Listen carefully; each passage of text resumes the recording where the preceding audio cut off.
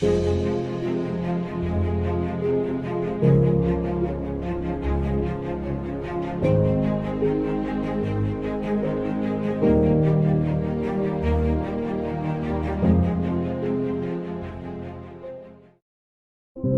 invested a lot in your education, and people have invested in you. And let me tell you, the world needs your talents. Man, does it ever. The world needs a lot, and we need it from you. We really do. We need it from you young people. I mean, I'm not speaking for the rest of us up here, but I know I'm getting a little grayer. We need it from you, the young people, because remember this. So you got to get out there. You got to give it everything you got, whether it's your time, your talent, your prayers, or your treasures. Because remember this, you will never see a U-Haul behind a hearse. I'll say it again. You will never see a U-Haul behind a hearse. You can't take it with you. The Egyptians tried it, and all they got was robbed. So the question is, what are you going to do with what you have? I'm not talking about how much you have. Some of you are business majors, some of you are theologians, nurses, sociologists. Some of you have money, some of you have patience, some of you have kindness, some of you have love, some of you have the gift of long suffering. Whatever it is, whatever your gift is, what are you going to do with what you have? Fail big. That's right. Fail big. Today's the beginning of the rest of your life, and it can be very frightening. It's a new world out there. It's a mean world out there, and you only live once. So do what you feel passionate about. Take chances professionally. Don't be afraid to fail. There's an old IQ test, was 9 dots, and you had to draw 5 lines with a pencil within these 9 dots without lifting the pencil. The only way to do it was to go outside the box. So don't be afraid to go outside the box. Don't be afraid to think outside the box. Don't be afraid to fail big, to dream big. But remember, dreams without goals are just dreams, and they ultimately fuel disappointment.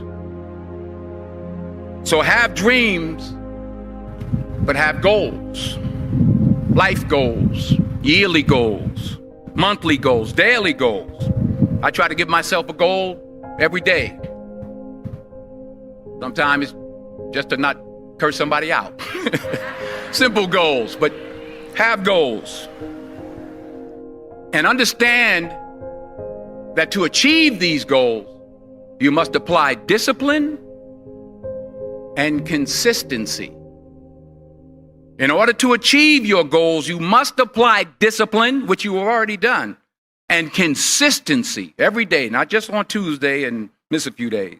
You have to work at it every day. You have to plan every day. You've heard the saying, we don't plan to fail, we fail to plan. Hard work works. Working really hard is what successful people do. And in this text, tweet, twerk world that you've grown up in, remember, just because you're doing a lot more doesn't mean you're getting a lot more done. Remember that. Just because you're doing a lot more doesn't mean you're getting a lot more done. Don't confuse movement with progress. My mother told me, she said, yeah, because you can run in place all the time and never get anywhere. So continue to strive, continue to have goals, continue to progress. I found that nothing in life is worthwhile unless you take risks. Nothing. Nelson Mandela said, there is no passion to be found playing small and settling for a life that's less than the one you're capable of living. Now, I'm sure in your experiences in school and applying to college and picking your major and deciding what you want to do with life, I'm sure people have told you to make sure you have something to fall back on. Make sure you got something to fall back on, honey. But I never understood that concept, having something to fall back on. If I'm going to fall, I don't want to fall back on anything except my faith. I want to fall forward. I figure at least this way I'll see what I'm going to hit. Fall forward. This is what I mean. Reggie Jackson struck out 2,600 times in his career, the most in the history of baseball. But you don't hear about the strikeouts. People remember the home runs. Fall forward. Thomas Edison conducted 1,000 failed experiments. Did you know that? I didn't know that. Because the 1,001st was the light bulb. Fall forward. Every failed experiment is one step closer to success. You've got to take risks, and I'm sure you've probably heard that before, but I want to talk to you about why that's so important. I got 3 reasons, and then you can pick up your iPhones. First, you will fail at some point in your life. Accept it. You will lose. You will embarrass yourself. You will suck at something. There's no doubt about it. And I know that's probably not a traditional message for a graduation ceremony, but hey, I'm telling you, embrace it because it's inevitable. And I should know. In the acting business, you fail all the time. Early on in my career, I auditioned for a part in a Broadway musical. Perfect role for me, I thought, except for the fact that I can't sing. I didn't get the job. But here's the thing. I didn't quit. I didn't fall back. I walked out of there to prepare for the next audition, and the next audition, and the next audition. I prayed. I prayed. And I prayed. But I continued to fail and fail and fail. But it didn't matter because you know what? There's an old saying, you hang around the barbershop long enough, sooner or later you're going to get a haircut. So you will catch a break, and I did catch a break. Last year, I did a play called Fences on Broadway. Someone talked about it. Won the Tony Award. And I didn't have to sing, by the way. But here's the kicker. It was at the Court Theater. It was at the same theater that I failed that first audition 30 years prior.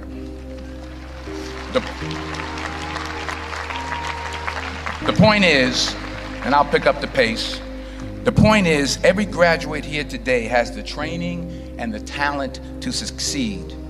But do you have the guts to fail? Here's my second point about failure. If you don't fail, you're not even trying.